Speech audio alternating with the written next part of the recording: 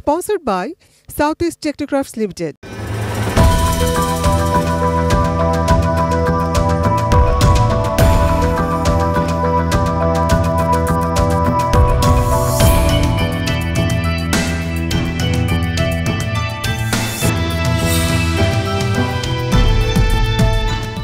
দর্শক, south east টেকনোক্রাফটসের সৌজন্যে বাংলাদেশের পোশাক শিল্প নিয়ে উন্নয়নমূলক অনুষ্ঠান অ্যাপারেল টকে আমন্ত্রণ জানাচ্ছি আমি অমিতকে বিশ্বাস।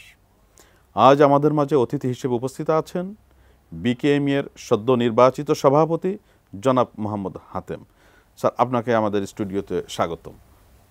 এটা বাংলাদেশের পোশাক শিল্পের জন্য অত্যন্ত একটা সুখবর। আপনি দীর্ঘদিন ধরে পোশাক শিল্পে নেতৃত্ব দিয়ে আসছেন, বাট অতি সম্প্রতি আপনি বিকেএমই এর সভাপতি হিসেবে নির্বাচিত হয়েছেন এবং দায়িত্বভার গ্রহণ করেছেন।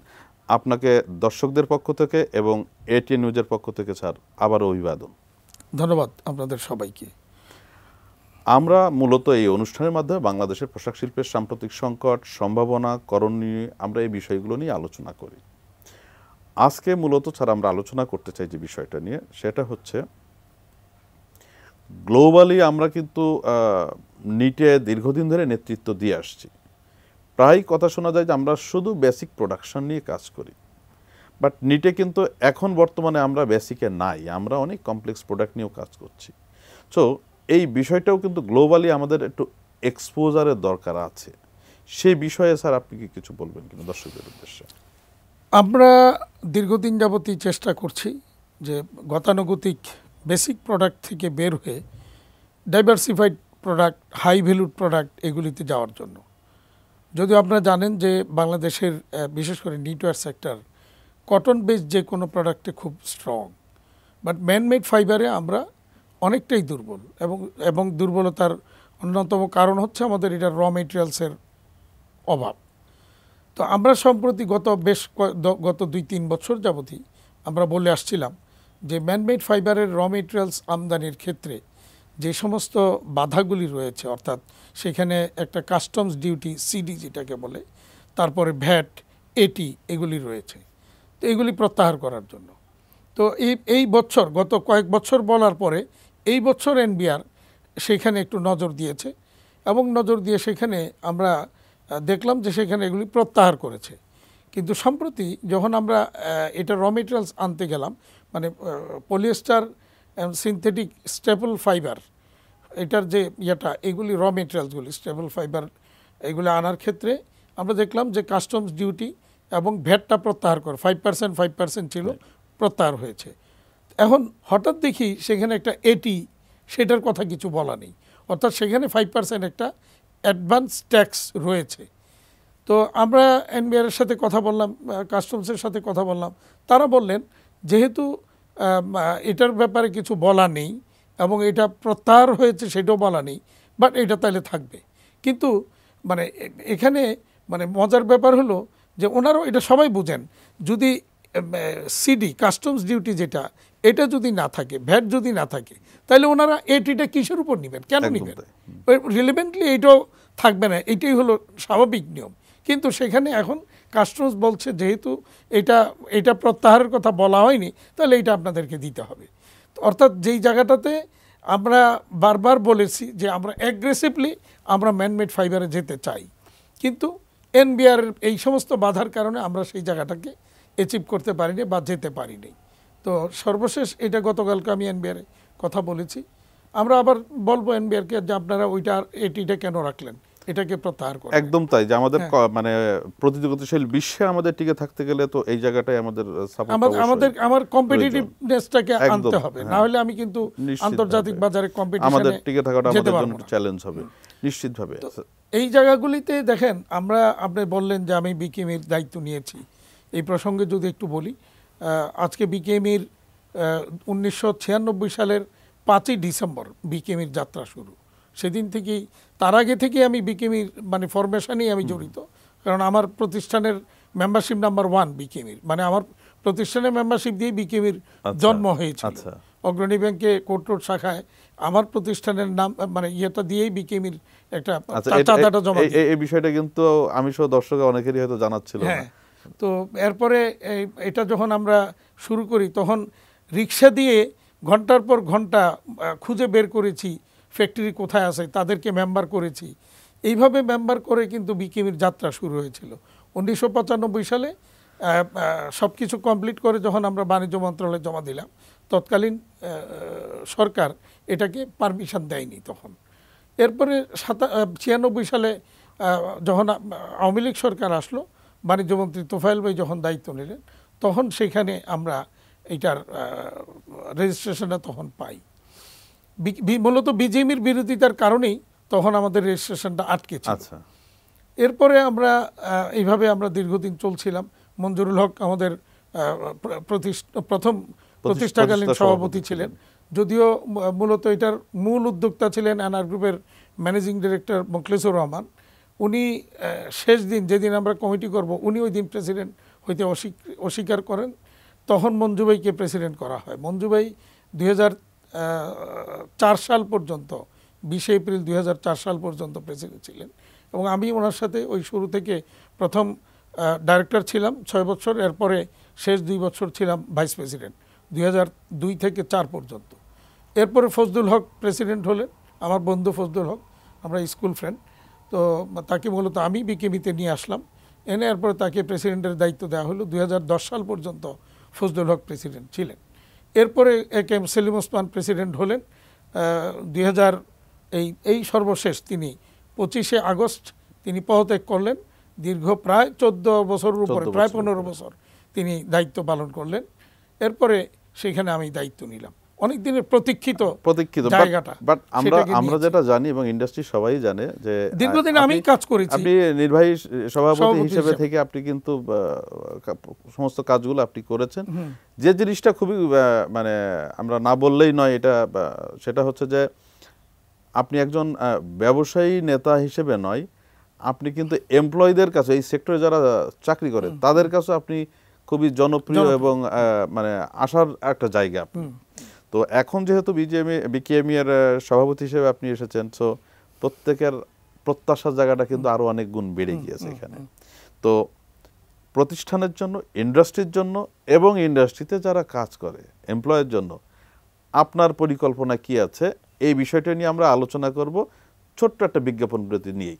দর্শক, আলোচনা করছিলাম বাংলাদেশের পোশাক শিল্পের উন্নয়ন নিয়ে। আজকে আমাদের মাঝে উপস্থিত আছেন বিকেএমই এর সদ্য নির্বাচিত সভাপতি। ছোট্ট একটা বিজ্ঞাপন বিরতিতে যাচ্ছি, তারপর আমরা আবার এই আলোচনায় আসব। Sponsored by Southeast Technocrafts Limited.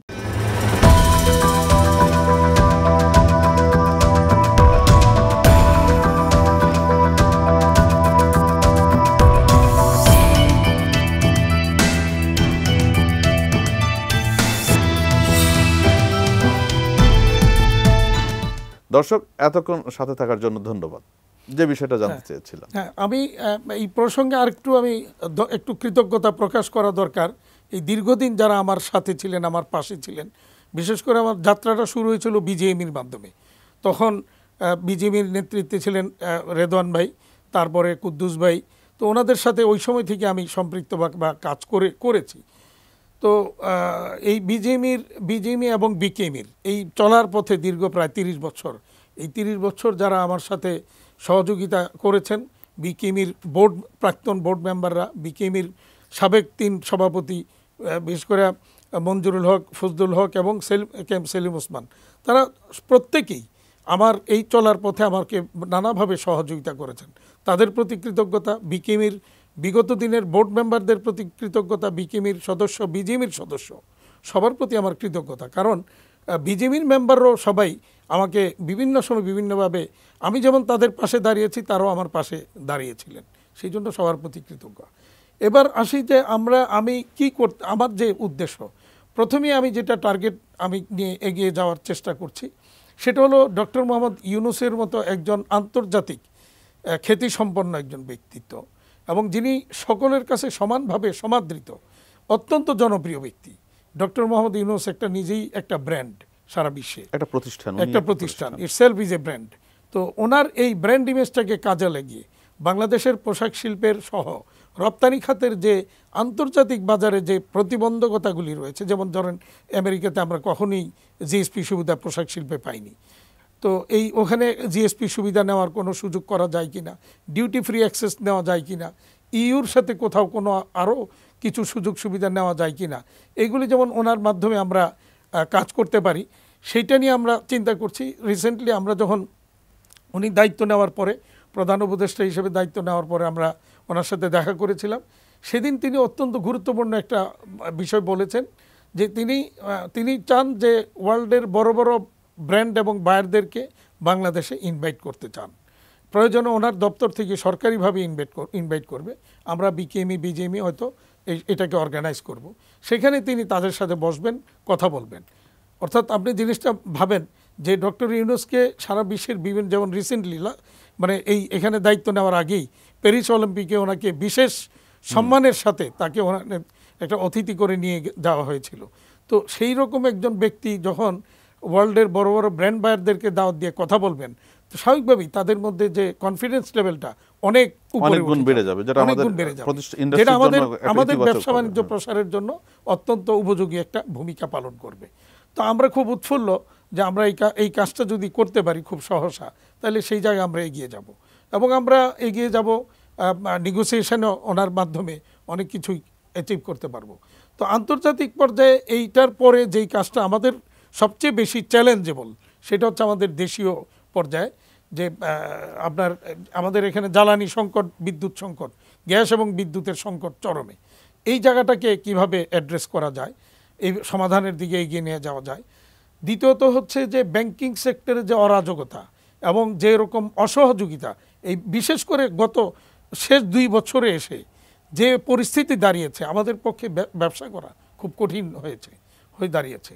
তো সেই জায়গাটাকে কিভাবে ঢেলে সাজানো যায়, সেখানে ডক্টর আহসান এইচ মনসুর সাহেব আমাদের দীর্ঘদিনের অত্যন্ত পরীক্ষিত এবং পরিচিত, যিনি অর্থনীতিবিদ, খুবই ভালো মানুষ, তিনি দায়িত্ব নিয়েছেন এবং স্ট্রংলি তিনি এই জায়গাটাকে হ্যান্ডেল করার চেষ্টা করছেন, একটা শৃঙ্খলায় ফিরিয়ে আনার চেষ্টা করছেন।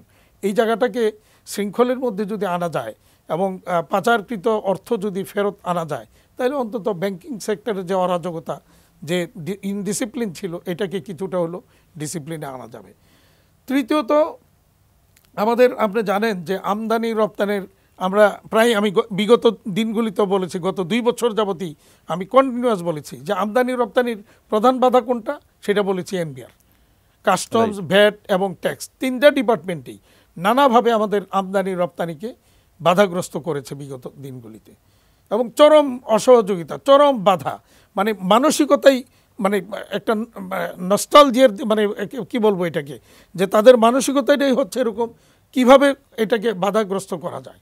তো সেই জায়গাটা থেকে আশা করি আমরা কিভাবে এই জায়গাটাকে উদ্ধার করে এখান থেকে কিভাবে ফিরিয়ে আনা যায়। নতুন যিনি এনবিআর চেয়ারম্যানের দায়িত্ব নিয়েছেন, অত্যন্ত ভালো একজন মানুষ এবং পজিটিভ মানুষ। আমরা ইতিমধ্যেই ওনার সাথে আমি 2বার দেখা করেছি, কথা বলেছি।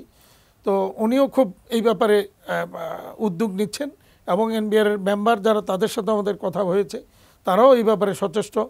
মূলত আমরা যদি দেখি যে ফিল্ড লেভেলে কমিশনার বা তার নিচে এডিশনাল কমিশনার, জয়েন্ট কমিশনার বা ডিসি লেভেল পর্যন্ত মোটামুটি ঠিক থাকে। সমস্যাটা সবচেয়ে বেশি যেটা হয়, সেটা হয় যে ওই নিচের লেভেলে, একদম নিচের লেভেলে ওই এআরও এবং আরও, তারাই মানে ইনিশিয়েটটা করে, মানে এই কি বলে, সেখানে এই হয়রানির শুরুটা ওখান থেকে শুরু হয়। এবং তাদের কথা মতো যদি, চাহিদা মতো যদি আমরা টাকাটা দিয়ে দিই, তাহলে কোনো সমস্যা নেই। আর যদি টাকাটা কেউ না দেয়, তাহলে কিন্তু মানে হয়রানির আর কোনো সীমা থাকে না। যেটা ওই দিন আমাদের ওই মিটিংয়েই হোসেন আহমেদ সাহেব, এনবিআর মেম্বার হোসেন আহমেদ, অত্যন্ত ভালো মানুষ, দীর্ঘদিন ওনার সাথে আমরা কাজ করেছি, দেখেছি। উনি চিটং কাস্টম হাউসেও ছিলেন, বিভিন্ন জায়গায় কাজ করেছেন। তিনি কিন্তু অকপটে একটা কথা ওই দিন বলেছেন বা স্বীকার করেছেন যে সাধারণত প্রতিদিন যে পরিমাণ কনসাইনমেন্ট আমদানি রপ্তানিতে কাস্টমস কর্তৃক খালাস হয় বা অ্যাপ্রুভ হয়, তার 95%ই কিন্তু হয়ে যায় স্মুথলি, 5% হয় না। কোন 5% উনি কিন্তু খুব স্পেসিফিক্যালি বলেছেন। 5% যারা এই সমস্যা ফেস করে, তারা হচ্ছে কমপ্লায়েন্ট ফ্যাক্টরিগুলি, যারা কোনো রকমের 2 নম্বরের মধ্যে নাই, যারা কোনো অন্যায়ের মধ্যে থাকে না, তারাই সমস্যাটায় পড়ে। কারণ তারা ওই যে টাকাটা দিতে রাজি হয় না বলেই তাদের উপর এই ইয়েটা নেমে আসে। এটা হুসেন আহমেদ সাহেব সেদিন বলেছেন। তো আমরা ওই দিন মিটিংয়ে তাকে ধন্যবাদ জানিয়েছি যে আপনি এরকম Address একটা করার জন্য, সত্য হ্যাঁ, উনি একটা যে কথাকে, address করেছেন। বাস্তব একটা কথাকে যা আপনি এখানে তুলে ধরেছেন, তো তো এটা হচ্ছে বাস্তবতা। তো এই জায়গাগুলিতে কিভাবে অ্যাড্রেস করা যায়, আপনাকে যদি উদাহরণ দিই আমি একটু, আমার ওখানে এই এয়ারও গেছে আমাদের ফ্যাক্টরিতে ভিজিটে, তো গিয়ে ওই ওয়্যার হাউসের মধ্যে তো সাধারণত আমরা বন্ডেড ওয়্যার হাউস যেটা একটা ইয়ে থাকে, একটা বাউন্ডেড এরিয়া থাকে, সেখানে আমাদের র মেটেরিয়ালস বা সব কিছু থাকে। তো আমার যেখানে ডাইংয়ের যেখানে উইংসগুলি, যেখানে আমি এটা ব্যবহার করব, সেখানে কিছু ম্যাটেরিয়াল পাওয়া আছে, তো সেটা তো থাকবে, কারণ আমি তো ইউজ করব, অন প্রসেসেই থাকবে। তো এটা তো ওখান থেকে আমার ওয়্যার হাউস থেকেই না এখানে ইউজ করব।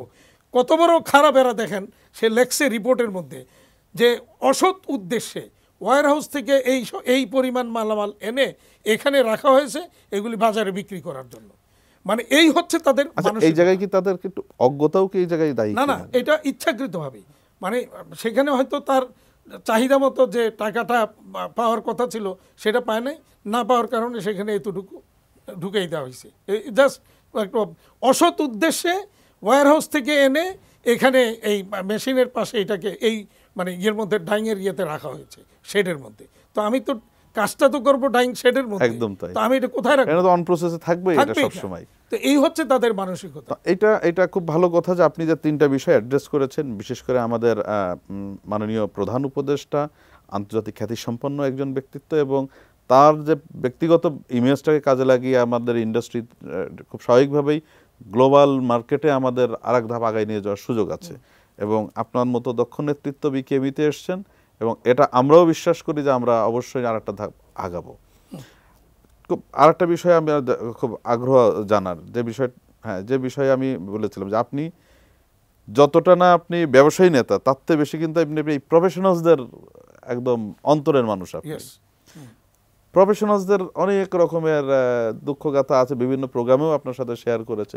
এই প্রফেশনালসদেরকে আরও ডেভেলপ করার জন্য, তাদেরকে বাংলাদেশি প্রফেশনালসদেরকে ইন্ডাস্ট্রি আরও উচ্চ শিখরে তাদেরকে প্রতিষ্ঠিত করার জন্য আপনি কি উদ্যোগ নেবেন, বা তাদের উদ্দেশ্যে আপনার বক্তব্য কি একটু জানতে চাই।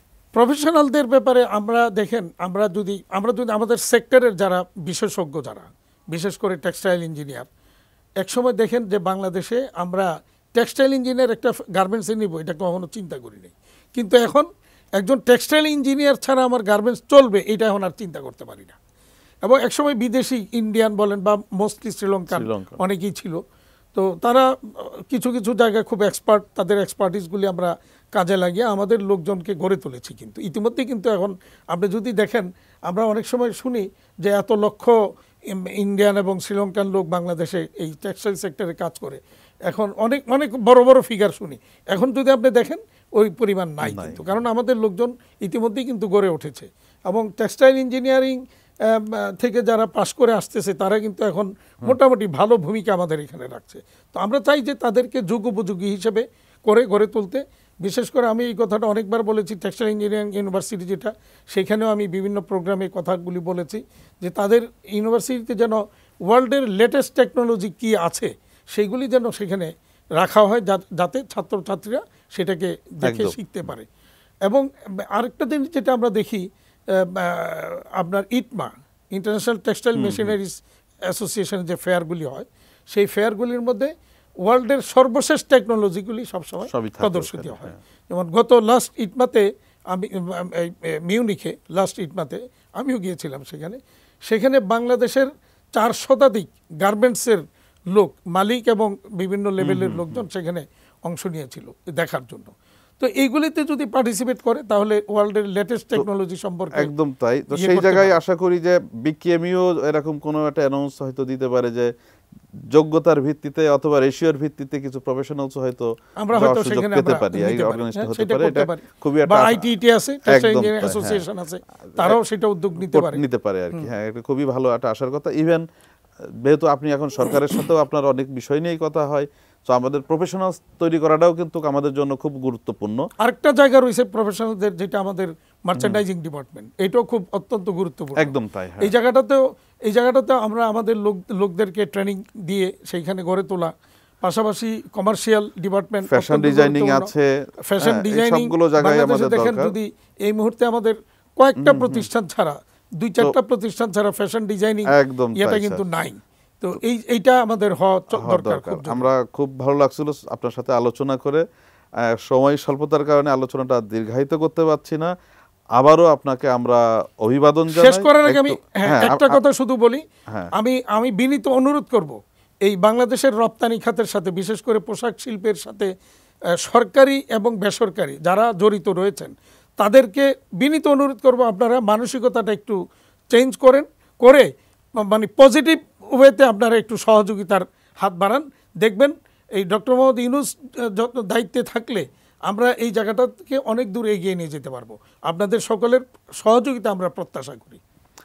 নিশ্চিতভাবে আমরা আশা করি যে আমাদের আন্তর্জাতিক খ্যাতিসম্পন্ন ব্যক্তিত্ব ডক্টর মোহাম্মদ ইউনূস আমাদের এখন প্রধান উপদেষ্টা হিসেবে আছেন অন্তর্বর্তীকালীন সরকারের, এবং বিকেএমইতে আপনার মতন একজন দক্ষ নেতৃত্ব এসছে। সো নেটওয়ার্ক ম্যানুফ্যাকচারিং আমরা আন্তর্জাতিক বিশ্বে আর একটা ধাপ আগাবো, এটা আমরা আশা রাখি, এবং এই আশাবাদ নিয়েই আমরা আজকের অনুষ্ঠানটা শেষ করতে চাই। দর্শক, আগামী সপ্তাহে অন্য কোনো অতিথির সাথে আবারও আমাদের দেখা হবে। ততক্ষণ পর্যন্ত এটি নিউজের সাথেই থাকুন।